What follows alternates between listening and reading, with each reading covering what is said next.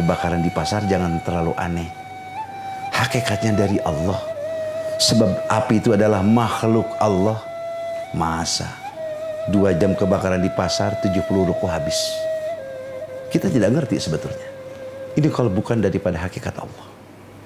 Yang kedua, akan dibawa dengan banjir harta kita. Siapa orang yang bisa menahan air? Tidak akan bisa. Yang ketiga, akan diambleskan ke muka bumi. Dengan gempa, dengan longsor, dengan angin. Ini kekuasaan daripada Allah. Yang keempat, harta kita akan dicuri oleh manusia. Makanya kalau kita kecurian, jangan rame. Malu kita ini. Apa sebab? Di dalam agama itu in khairan fa khairun. Bagus dibayar bagus. Wa in syarrun fa syarrun, jelek bayar jelek. Kenapa harta kita dicuri? Tidak mungkin harta kita dicuri. Pasti kita pernah mencuri. Suka mencuri apa kita? Kita ini suka mencuri uang yang 2,5% tidak dikeluarkan. Makanya kalau orang tidak zakat itu bukan pencuri lagi, perampok namanya. Terus yang ketiga, yang keempat, harta kita akan ditipu oleh orang. Kenapa harta kita ditipu? Tidak mungkin harta kita ditipu, pasti kita pernah menipu. Suka menipu siapa? Kita ini suka menipu di dalam hitungan daripada zakat. Zakat itu wajibnya 1 tahun sekali. Di dalam 1 tahun sekali itu berapa? 360 hari. Itu yang harus dihitung, 360 hari. Kalau sehari pendapatan 200.000, tinggal ngitung. Setelah 1 tahun baru dijumlahkan, baru dikeluarkan 2,5%. Sama dengan pajak, ada PPN, ada PPH. Kita juga yang harus dihitung, ada keuntungan juga harus dihitung di dalam 1 tahun. Dan berikut apa? Modal yang ada. Yang keenam, harta kita akan dipinjam sama orang akibatnya. Tapi orang lain tidak mau bayar sama kita. Kenapa harta kita ditahan sama orang? Tidak mungkin harta kita ditahan sama orang. Pasti kita suka menahan uang zakat tidak dikeluarkan.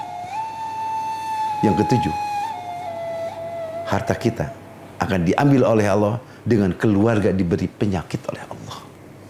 Gak anak, istri, orang tua, mertua, ke rumah sakit kita yang bayar. Kita usaha, anak bandel punya masalah. Kita usaha, karyawan masalah. Ada aja cara untuk menghilangkan uang tersebut. Yang kedelapan, di suatu saat orang tersebut akan diberi penyakit oleh Allah, yang mana penyakitnya tidak akan disembuhkan selama hartanya belum habis.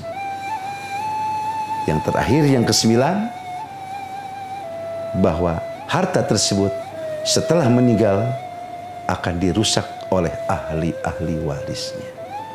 Ini akibat penilangan daripada Allah bagi orang yang tidak zakat.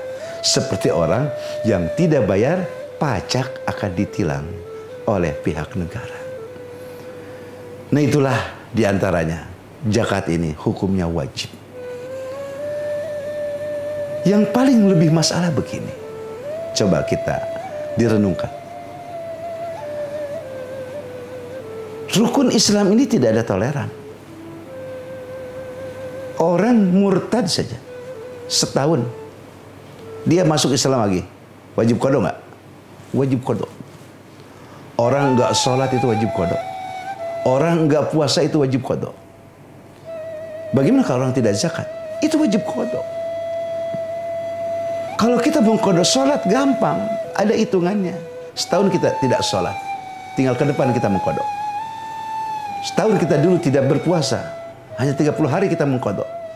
Tapi kalau masalah zakat, dulu kita tidak zakat, berapa uang yang kita belum zakatin? Itu yang paling bingung. Sedangkan kalau harta kita tidak dikeluarkan zakat di dunia, itu ada hadis mengatakan, man atahullahu malan falam yu'addi zakat musilalahu yaumal qiyamah syuja'un aqrab. Siapa orang yang diberi milik oleh Allah, tapi orang tersebut tidak mengeluarkan hak 2,5%-nya, tidak dikeluarkan zakatnya, semakin banyak harta tidak dikeluarkan zakatnya, maka uang harta tersebut, uang zakat tersebut oleh Allah akan dijadikan ular syuja'ul aqra nanti di yaumil qiyamah yang akan menyiksa orang tersebut. Itu dahsyat sekali. Untuk itu kita mempunyai harta ini adalah amanat daripada Allah. Tidak hanya takut dengan amnesti pajak, tapi juga harus takut dengan amnesti daripada Allah Subhanahu wa taala. Sama dunia akhirat ini. Semoga kita diberikan taufik hidayah oleh Allah Subhanahu wa taala. Rupanya cukup sekian dari kami. Wallahul muwafiq ila aqwamit thoriq. Wassalamualaikum warahmatullahi wabarakatuh.